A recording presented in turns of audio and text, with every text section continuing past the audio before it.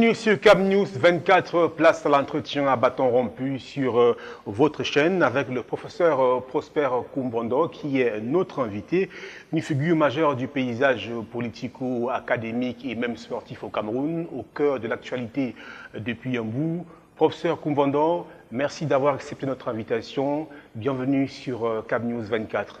Merci pour cette invitation. J'espère que je pourrai satisfaire aux exigences qui sont les vôtres, notamment en termes de réponse aux questions. Alors, prof Koumbondo, vous êtes homme politique, président du parti Univers, acteur sportif, président de club et puis membre du comité exécutif de la Fédération camerounaise de football COMEX.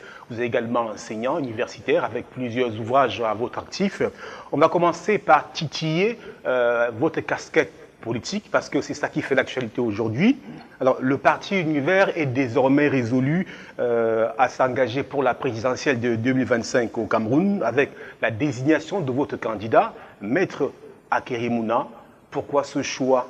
Est-ce parce qu'aujourd'hui, le bâtonnier fait l'actualité, ou alors vous pensez réellement qu'il est capable d'incarner les aspirations du parti Univers? Il ne s'agit pas seulement de la candidature du parti Univers. Le parti Univers se retrouvait dans une coalition de partis politiques pour laquelle nous travaillons depuis un certain temps en coulisses. C'est donc à la suite des discussions, des débats qu'il y a eu au sein de cette coalition que nous avons ensemble et de façon unanime jeté notre dévolu sur la personne de Maître Akéry Mouna. Il faut dire qu'il s'agit simplement d'un hasard que cette investiture intervienne au moment où il est sur le feu des projecteurs avec l'affaire Glencore dont vous parlez. Mais ce n'est pas l'élément qui a été déterminant pour nous. Nous avons eu l'opportunité de l'expliquer lors du discours d'investiture. Il se passe simplement qu'il y a eu un mariage entre le Cameroun, autrefois administré par la Grande-Bretagne, et la partie du Cameroun, autrefois administrée par la France. Ce mariage-là a eu lieu en 1961. Les Camerounais des deux bords se sont retrouvés. Nous noterons donc que depuis cette époque-là, depuis la réunification, en passant par l'unification du Cameroun, nous avons eu deux présidents, Amadou Ahidjo et Paul Biya. Les deux sont issus de la partie francophone du Cameroun, celle qui était autrefois administrée par la France. Nous avons estimé qu'il était de bon ton d'équité politique que nous pensions aussi à faire gouverner le Cameroun par un Camerounais issu de la partie ex-anglophone du Cameroun, c'est-à-dire la partie du Cameroun autrefois administrée par la Grande-Bretagne. Cela permettra sans aucun doute de raffermir les liens entre les deux parties du Cameroun. Vous savez qu'en ce moment, il y a des velléités sécessionnistes parce que justement, certains de nos compatriotes qui sont venus de cette partie du Cameroun-là estiment qu'ils sont lésés. Nous avons donc pensé qu'il n'y avait pas mieux qu'un ressortissant de cette région, de cette partie du Cameroun qui correspond aujourd'hui aux régions du nord-ouest et du sud-ouest, que d'accéder aussi à la magistrature suprême. Bien évidemment, il y aura d'autres raisons. Le temps qui nous est imparti ne nous permettrait pas d'égrener toutes les raisons qui ont présidé au choix de Maître Akéry Mouna comme candidat pour la coalition, cette coalition qui est portée sur le plan juridique par le parti Univers. Ce n'est pas un peu raccourci que d'estimer qu'il suffit de prendre un candidat d'obédience anglophone pour que toute la crise, pour que toutes les préoccupations soulevées par les Camerounais soient résolues? Est-ce que ce n'est pas un peu raccourci, prof? Est-ce que vous estimez qu'un individu, parce qu'il appartient à la partie anglophone, est à lui tout seul à même d'être la solution? Le Cameroun est malade sur plein de plans. Bien évidemment, la crise dont vous faites allusion est inscrite dans les multiples crises que connaît le Cameroun en ce moment. Et nous pensons que, de ce point de vue-là, sur cette question, il est toujours bon qu'un frère aille parler à ses autres frères. Il le comprendrait mieux que s'il s'agissait de quelqu'un qui vient d'un autre bord. Et il faut bien noter qu'il ne s'agit pas de la seule mission qu'il a. Évidemment, cela est fondamental parce qu'il est, inscrit dans le programme qu'il va falloir réconcilier les Camerounais. Non pas seulement réconcilier les Camerounais autrefois administrés par la Grande-Bretagne, les Camerounais autrefois administrés par la France, mais il s'agit de réconcilier les Camerounais dans leur entièreté, réconcilier les Camerounais avec les institutions qui seront eux-mêmes chargés de mettre en place dans un nouveau contrat social que nous voulons pour le Cameroun. Permettez-moi de vous dire que le Cameroun, depuis l'époque coloniale, c'est-à-dire depuis l'époque allemande, a été bâti, a été construit sans les Camerounais, sans que ceux-ci soient appelés à donner leur avis, sans que ne soient pris en compte les desiderata de ces Camerounais. Il est grand temps. Non, nous n'allons pas effacer l'histoire, mais il y a un moment où nous pouvons nous ressaisir et nous poser la question, nous sommes partis d'où? Nous allons où?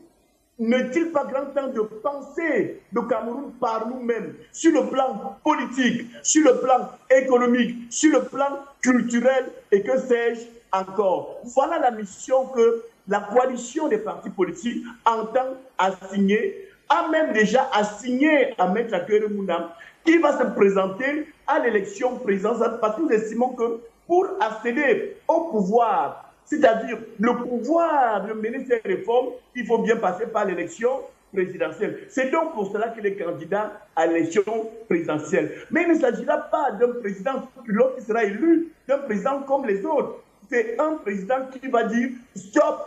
Alors, professeur, on vous a bien compris. Quand on vous écoute, on a le sentiment qu'il s'agit d'une lourde mission, qui a vraiment du travail à faire. Il s'agit d'une lourde mission quand on vous écoute. Est-ce que le candidat Akérémou Mouna sera à la hauteur de cette mission-là?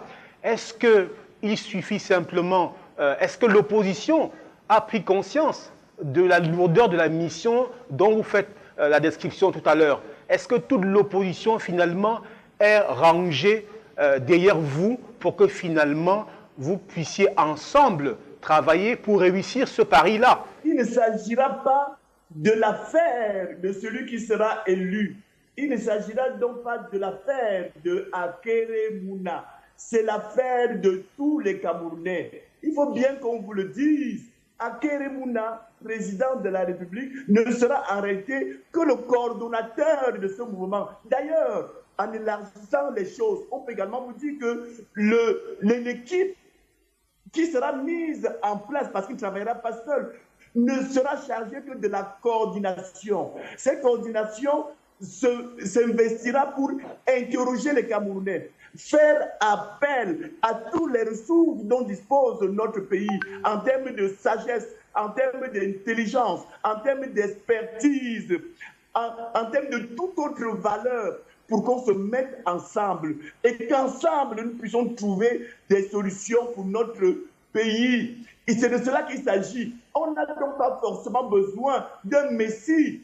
Non, il s'agit simplement de quelqu'un qui sera un coordonnateur. Sortons de cette culture qui veut que le président de la République soit l'homme à tout faire. C'est sur lui que tout repose. C'est de lui qu'est attendu toutes les hautes et basses petites institutions. Non, le Cameroun appartient à tous les Camerounais et par notre action, lorsque nous serons à la présidence, il s'agira de restituer le Cameroun aux Camerounais pour qu'ils puissent en faire ce qu'ils veulent bien faire de leur pays. C'est de cela qu'il s'agit. En vous écoutant, c'est vrai que nous ne sommes pas très âgés, nous n'avons pas votre parcours, mais l'histoire du Cameroun nous permet de comprendre que ce n'est pas nouveau, ce genre d'initiative et ce genre de discours qui, ma foi, lorsque vous prononcez, c'est bien beau, mais est-ce que sur le terrain, c'est suffisant pour drainer toutes les forces vives pour aller dans ce combat-là? Quand on sait très bien on ne peut pas faire fi de ce qui se passe sur le terrain avec l'opposition dispersée, avec les querelles de clochers, les prétentions des uns et puis en même temps l'arrogance des autres. Est-ce que vous pensez que cela ne va pas être une pierre dans la chaussure de votre coalition? Est-ce qu'il suffit simplement d'être motivé? Est-ce qu'il n'y a pas un travail de sape à faire? Est-ce que l'opposition en elle-même ne peut déjà pas constituer un danger, une entrave à votre émancipation par rapport à votre parti politique, par rapport à votre projet? Oui, mais écoutez, qu'est-ce que vous appelez opposition? Ça renvoie à quoi?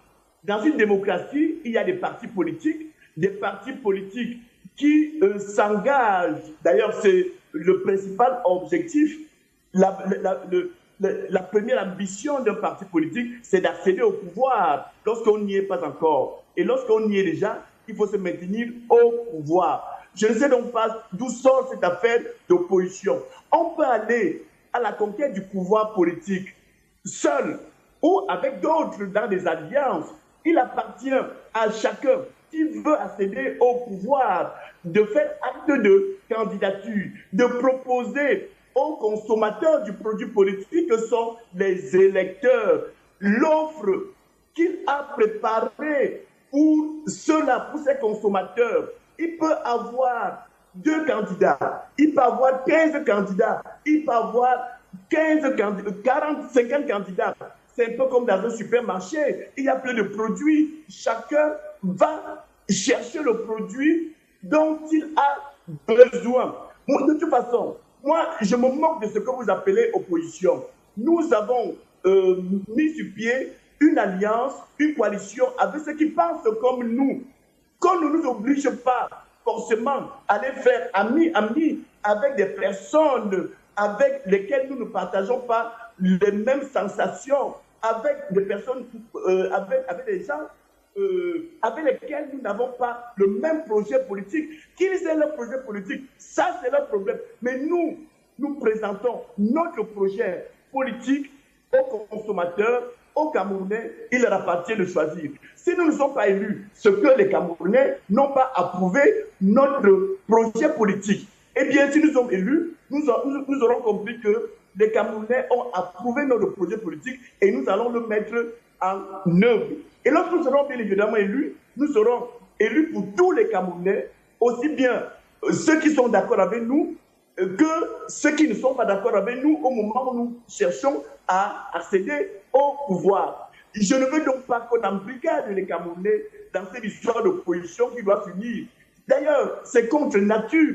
Vous avez déjà vu cela dans ce monde où il y a une élection et puis on fait l'unanimité. Ça n'a jamais existé, ça n'existera pas aujourd'hui. Et je suis d'ailleurs convaincu que ça n'existera jamais. On a souvent parlé de la force de l'opposition en 1992. Faut-il vous rappeler qu'il n'y avait pas un candidat unique de l'opposition? Alors, professeur, la question est de savoir, vous êtes un vieux briscard de la politique au Cameroun.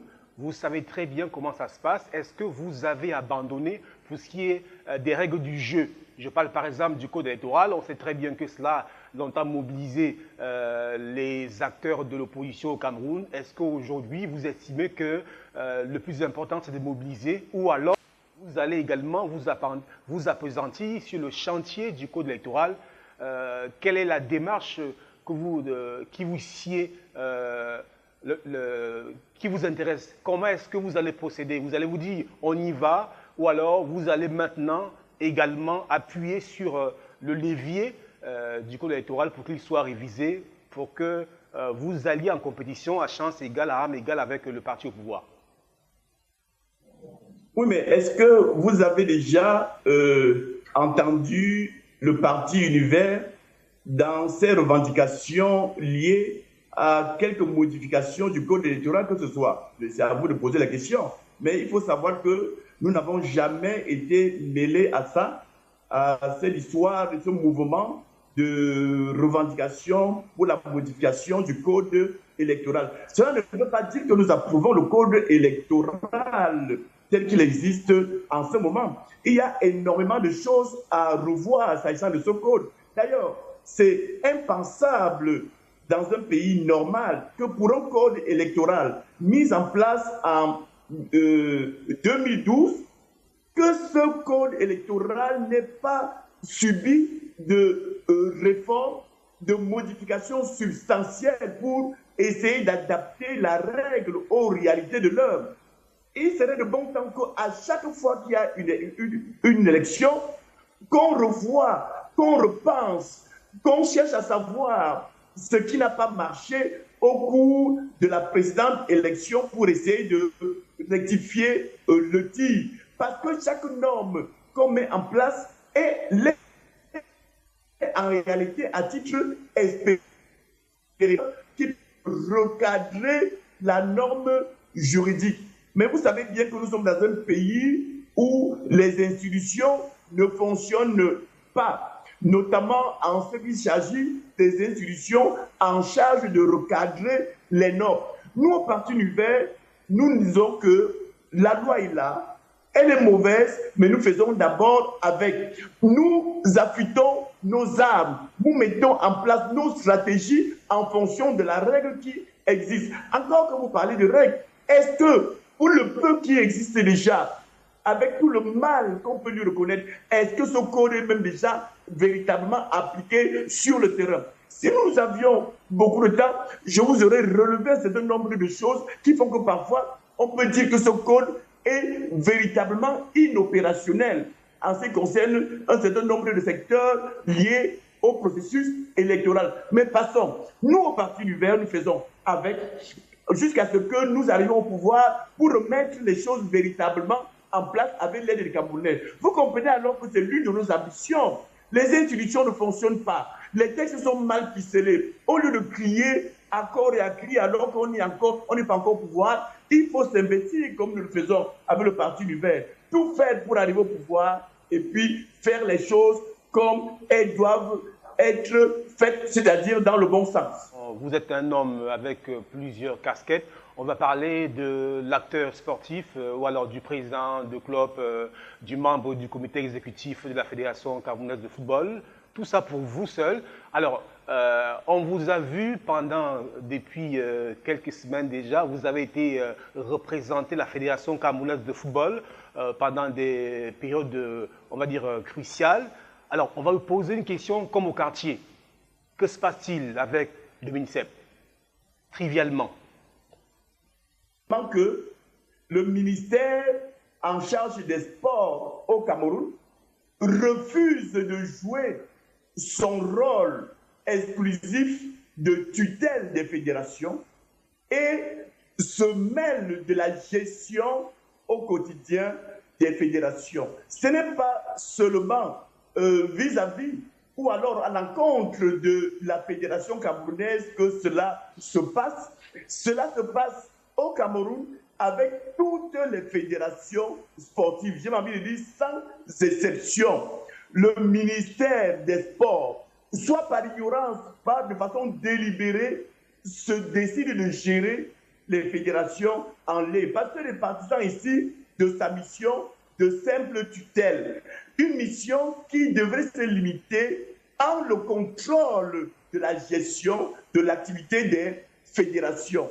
La tutelle suppose simplement des rappels à l'ordre, de s'assurer que tout va bien de ce côté-là, du côté des fédérations. Alors, le problème qui se pose, qui a d'ailleurs déclenché ce que vous voyez sur la table en termes de sujet, c'est que le ministre en charge des sports, qui n'est nullement habilité, qui n'a nullement compétence pour nommer l'entraîneur, sélectionneur, s'est permis de le faire en violant ainsi les droits de la Fédération camerounaise de football, en violant le décret du président de la République, en violant la convention qui a été passée, même s'il y a des choses à redire sur cette convention en termes d'illégalité. Mais la convention, elle est là.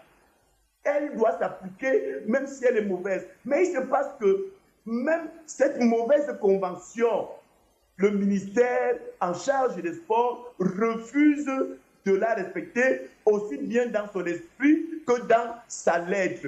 Il est donc de bon ton que nous qui sommes à la Fédération camerounaise de football comme dirigeants, vous l'avez dit, je suis membre du comité exécutif, je ne peux pas accepter que la fédération que je dirige en tant que membre du comité exécutif qu'on marche sur les pieds de cette fédération, soit par ignorance, soit parce qu'on veut absolument être mauvais. Nous revendiquons dans nos droits le droit de gérer la Fédération camerounaise de football en tant qu'élus et nous demandons au ministère en charge du sport de se cantonner dans ses missions d'autorité de tutelle. Voilà simplement le problème qui se pose en ce moment entre la Fédération camerounaise de football et sa tutelle représentée par le ministère en charge des sports. Professeur Koumvondo, que nous ne sommes pas dans un débat contradictoire, il n'y a pas un représentant du ministère sur le plateau pour vous répondre. Il appartient à la Fédération camerounaise de football de nommer son entraîneur. Mais il peut arriver aussi que, et c'est la convention aussi, que le ministère en charge des sports mette à la disposition de la Fédération camerounaise de football, comme d'ailleurs pour toutes les autres fédérations, un entraîneur. Il s'agit d'une mise à disposition. Le chemin est lequel? Le ministère en charge des sports peut choisir un fonctionnaire en service au ministère des Sports ou ailleurs, un fonctionnaire étatique en tout cas, et le met à la disposition de la Fédération camerounaise de football. Le ministère peut aussi, par voie contractuelle, vous savez qu'il y a des contractuels d'administration, l'administration peut passer des contrats, je veux dire l'administration étatique, peut donc passer une convention, ça c'est notre problème jusque-là. Fort de sa relation avec son co-contractant, le ministère en charge des sports peut donc mettre son co-contractant à la disposition de la Fédération camerounaise de football. Dans les deux cas, souffrez que je vous le dise, la Fédération camerounaise de football doit donner son accord pour accepter la mise à disposition. La mise à disposition n'est pas forcée, elle ne se fait pas d'autorité. Parce que vous pouvez m'envoyer un entraîneur et je vous dis, de celui-là, je n'en ai pas besoin et ça s'arrête là. Parce que imposer un entraîneur à la Fédération camerounaise de football, c'est un acte de gestion. Lorsque le ministère se livre à des actes de gestion, qui va le contrôler? Les choses ont été si bien faites par le législateur, par les faiseurs de normes juridiques. Il y a un gestionnaire et il y a un contrôleur de la gestion qu'on appelle la tutelle. J'ai envie de poser dans cette question, ce n'est pas dans mon rôle que de le faire. Mais alors, lorsque le ministère gère, qui va le contrôler? Parce qu'il faut une tutelle pour contrôler celui qui gère. Le ministère en charge des sports a tout faux. Je suis regret de le dire et je suis très gêné parce que celui qui est à la tête de ce ministère est un professeur titulaire comme moi. Ce sont les choses les plus basiques que nous enseignons à nos étudiants de première année de droit. La différence entre l'autorité de tutelle et l'autorité hiérarchique. Le ministère en charge des sports n'est pas l'autorité hiérarchique de la Fédération camerounaise de football. Ce n'est pas à un professeur titulaire qu'on va enseigner, ce n'est pas un professeur titulaire de droit qu'on va enseigner cela. On vous a vu avec vos compatriotes du ministère du Sport en train d'échanger dans la sérénité et on espère que cela va se poursuivre. D'ailleurs, pour image, on se souvient encore dimanche dernier de la Coupe du Cameroun. On a eu de très belles images avec le ministre des Sports et le président de la Fédération camerounaise de football qui sont allés affichant un sourire à Dieu. On espère que la paix des braves, que le calumet de la paix a été fumé parce que l'échéance du 11 octobre prochain est cruciale et on prie pour que toutes les parties prenantes, chacun à son niveau, puisse mettre de l'eau dans son vin pour que seul le Cameroun puisse primer, seul l'intérêt du Cameroun puisse primer. Alors, on va revenir un peu sur... C'est vrai que je vous connais un peu, parce que je connais certains de vos étudiants qui vous connaissent très tempérés, mais qui n'ont pas compris de vous voir sur les plateaux un peu très nerveux, vraiment incisifs. Et avant de faire ce programme, je suis allé rencontrer certains de vos étudiants qui ont pris votre parti en disant que vous êtes plutôt tempéré, modéré, mais beaucoup ont été surpris de vous voir sur les plateaux vraiment incisifs, nerveux. Qu'est-ce qui s'est passé, professeur? Est-ce que c'est seulement cela qui vous a décontenancé?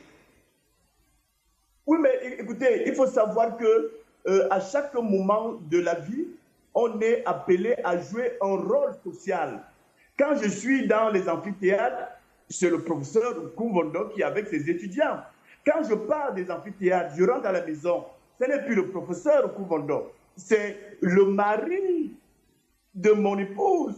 Je suis le mari d'une femme de ce côté-là. J'ai tout un autre comportement, je joue un autre rôle à ce moment-là. Quand je pars de là, je me retrouve avec mes enfants de Ngaoundéré Football Club. C'est une autre personne qu'on va découvrir de ce côté-là. Si vous venez vers moi avec des armes, vous allez découvrir quelqu'un qui va se défendre avec des armes, avec la violence qui sied pour se défendre lorsque on utilise les armes contre vous. Si vous venez avec le calumet de la paix, vous allez également trouver quelqu'un de calme, de pondéré. Est-ce que les étudiants dans les amphis marchent sur mes doigts? Que non. Est-ce que lorsque je suis en famille, mon épouse marche sur mes doigts? Que non. Mais lorsque je suis en face des fonctionnaires du ministère qui veulent marcher sur mes doigts, eh bien, je suis en droit de sortir de mes gonds et de me défendre. Parce qu'il s'agit essentiellement de défendre mon mandat. Je suis un élu à l'Africa Foot. Et pour être élu, il faut bien comprendre qu'il faut mener des batailles. Et que quelqu'un vienne arracher comme ça, du jour au lendemain, le butin de la lutte que j'ai menée pour être élu, je dis non et je le dirai, qu'on le veuille ou non, avec toute la violence qui sied à ce type de défense.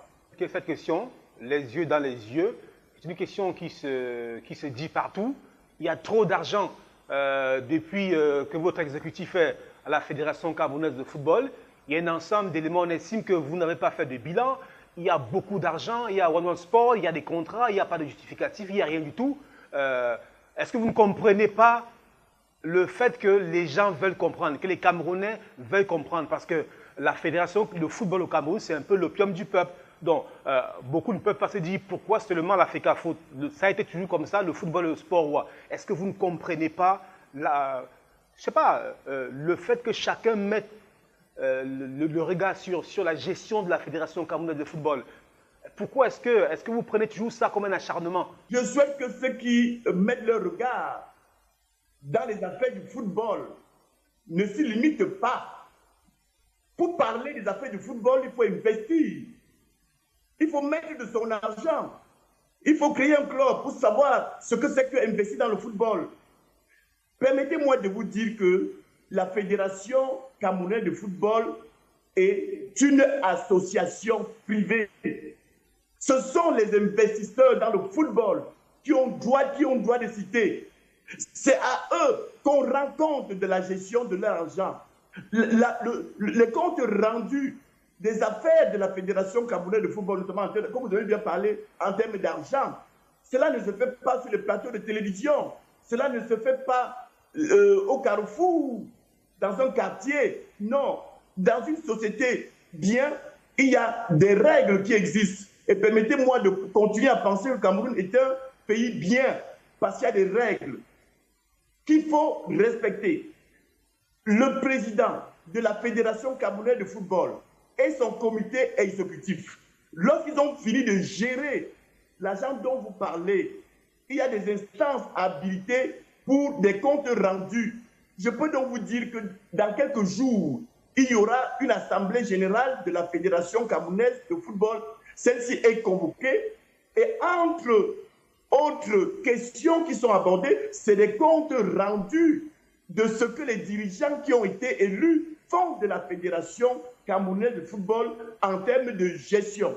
Gestion sur le plan sportif, gestion sur le plan administratif et, comme vous avez bien l'entendre, gestion sur le plan financier. Ce n'est donc pas devant vous, monsieur le journaliste, que les dirigeants de la Fédération camerounaise de football sont appelés à venir faire des bilans. Si vous voulez avoir ces bilans, eh bien, attendez que la fédération, les dirigeants, fassent leur bilan et vous pourrez donc chercher des informations. J'ai envie de dire à ceux qui bavardent, alors qu'ils ne font absolument rien pour l'avancée du football, pour le développement du football, qu'ils se taisent et qu'ils se contentent de regarder les autres agir.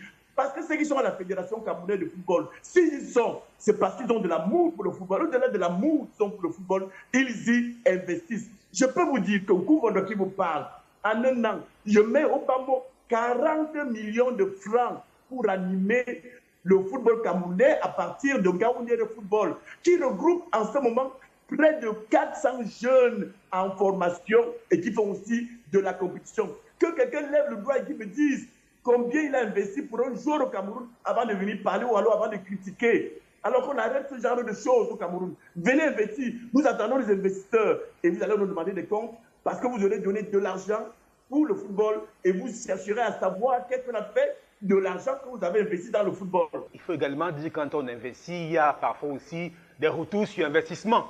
Alors, on va passer. Le président de la Fédération camerounaise de football a été frappé de suspension par la FIFA, 6 mois. Est-ce que vous comprenez cela? Mais je comprends cela très bien.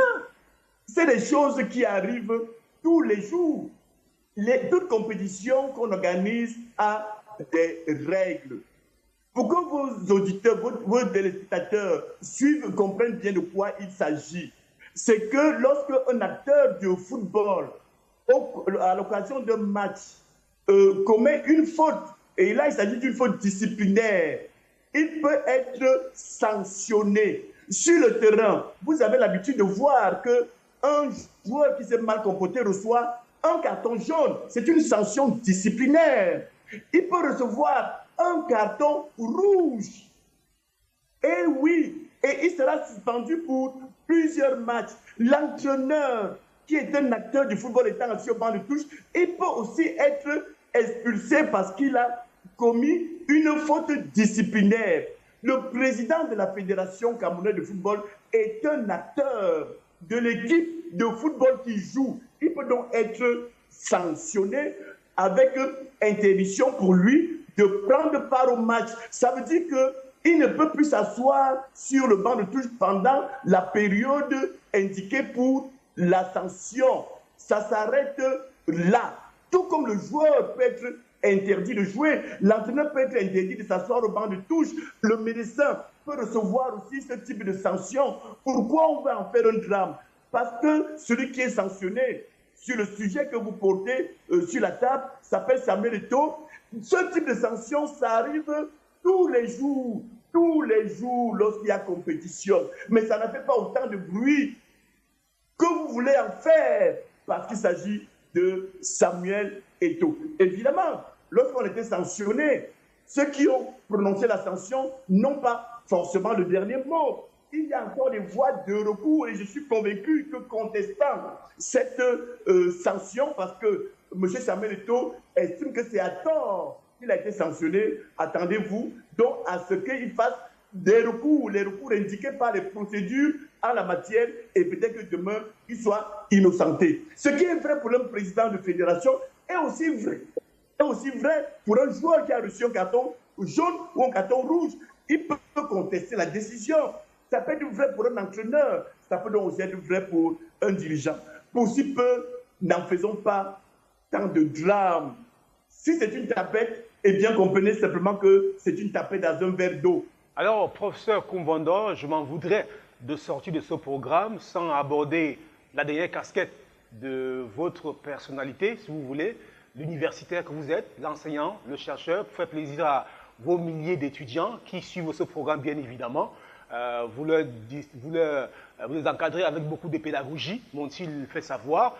Alors, vous avez commis plusieurs ouvrages, et je vais en lister quelques-uns. Le juge camerounais, sont eux qui me l'ont relevé.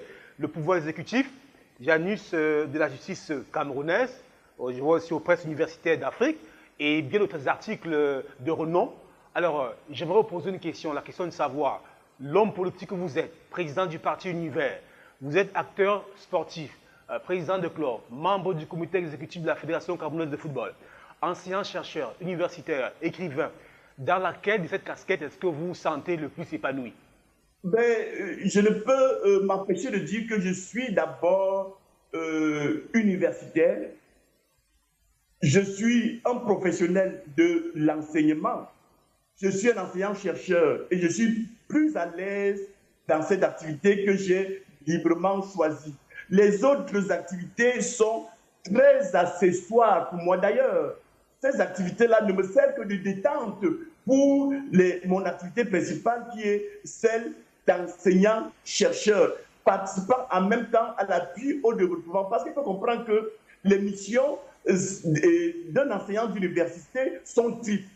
Faire de la recherche, diffuser cette recherche à travers les enseignements dispensés à l'université et bien évidemment apporter son appui au développement un peu partout où il peut être appelé comme expert.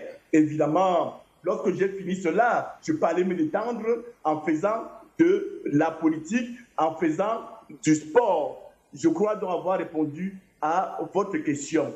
Pour les étudiants, ils auront sûrement observé que je suis un peu trop distant par rapport à quelques années où je m'investissais jour et nuit quasiment en venant donner les cours. Aujourd'hui, il faut qu'on comprenne que je suis professeur titulaire. C'est un peu l'équivalent de général d'armée. C'est-à-dire qu'après le professeur titulaire, il n'y a plus que Dieu au-dessus de lui. Je suis donc à ce titre non pas seulement chargé de former les étudiants, je suis aussi chargé de former les enseignants des universités. Il faut qu'on le comprenne bien. Un professeur titulaire encadre ses jeunes collègues qui sont déjà maîtres de conférence pour que ceux-ci deviennent aussi professeurs titulaires. Le professeur encadre des chargés de cours, il encadre des assistants. Vous comprenez que je suis obligé donc de me détacher un peu plus des activités fondamentales d'enseignement pour les étudiants du niveau 1, du niveau 2, du niveau 3, pour m'occuper aussi de ceux qui ont déjà fini leur formation de juriste et qui ont embrassé la carrière d'enseignant d'université et qui ont besoin d'encadrement. Vous savez très bien qu'il n'y a pas d'école normale de formation des enseignants d'université. Mais les gens se trompent en pensant que les enseignants d'université ne sont pas formés. Non, à l'université, les aînés que nous sommes, professeurs titulaires, nous sommes chargés aussi de la formation des maîtres de conférence, de la formation des chargés de cours et de la formation des assistants. Et on peut ne pas me voir à l'université, cela ne m'empêche pas de travailler. Aujourd'hui, il y a les moyens de communication faciles. Je dirige des thèses, des mémoires, aussi bien au Cameroun qu'à l'étranger. Pour dire que l'enseignant d'université, il n'est pas seulement à l'amphi. Ne pensez pas que si vous ne le voyez pas dans le campus, il ne fait pas son travail. Même étant dans ma salle de bain, eh bien, je réfléchis, je pense, je travaille, non pas seulement pour moi-même, mais aussi pour les étudiants, mais aussi pour les jeunes enseignants dont j'ai la charge de la formation. En 2018, vous avez porté Cabral Libye. En 2025, vous portez Akeremouna. On comprend finalement pourquoi est-ce que vous ne vous portez pas candidat. C'est parce que l'activité politique pour vous n'est que le divertissement. C'est bien ça? La question que vous posez rejoint justement la dernière. Je suis enseignant. Un enseignant ne s'investit pas pour lui-même, essentiellement. Un enseignant s'investit pour les autres. Ma gloire vient de ce que je peux présenter des produits que j'ai formés.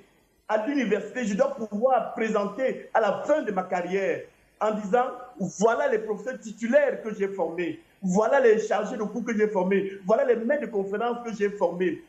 Toujours dans cet esprit qui est celui d'un enseignant. Quand je vais en politique, je n'y vais pas pour moi-même, j'y vais pour la promotion des autres. C'est pour cela qu'en 2018, l'enseignant a dit, il ne s'agit pas de moi, il s'agit de faire promouvoir les autres. Et j'ai pris un jeune, Cabral Libye, et vous savez à quel niveau il se trouve dans les affaires politiques aujourd'hui. Aujourd'hui, Cabral a grandi, il s'en est allé. Je vais chercher un autre pour l'amener à partir du niveau où il se trouve aujourd'hui. Vous savez que lors de la dernière élection présidentielle, Maître Akeremouna qui était candidat avec quasiment 0%. Eh bien, comme Jésus-Christ qui va chercher les pécheurs, comme Jésus-Christ qui va chercher ceux qui sont en train de se noyer à 0% pour une élection présidentielle, je vais chercher Akeremouna pour l'amener à plus de 50%. Voilà la mission d'un enseignant. Et puis, pouvons-nous penser un seul instant que pour servir son pays, il faut absolument être président de la République? Laissez-moi servir le Cameroun, là où je suis en faisant la promotion de ces candidats à l'élection présidentielle. Et si je me mets à vous égrener le chapelet des personnalités que j'ai eu à fabriquer dans ce pays, on peut y compter, tenez-vous bien tranquille, des ministres. Dans le gouvernement de Biya aujourd'hui, il y a au moins 3 membres du gouvernement qui ont été mes étudiants. J'ai des gouverneurs dans le régime Biya qui ont été mes étudiants. J'ai des préfets, des sous-préfets, des recteurs d'université, tenez-vous bien tranquille, des vice-recteurs qui ont été mes étudiants. Faut-il vous rappeler que je ne suis pas aussi jeune que ça? Je suis à ma 59e année. Qu'on ne soit donc pas surpris que je puisse commencer à faire le bilan. Mais ce n'est pas le bilan concernant la réussite de Kouvondo. C'est le bilan en termes de réussite des autres dont il a la charge de faire la promotion. Souvenons-nous que dans ce monde, on ne vit pas seulement pour soi, on vit aussi pour les autres, un peu comme les plantes qui nous donnent cette leçon. Le manguier produit des mangues, mais le manguier ne mange pas ses mangues.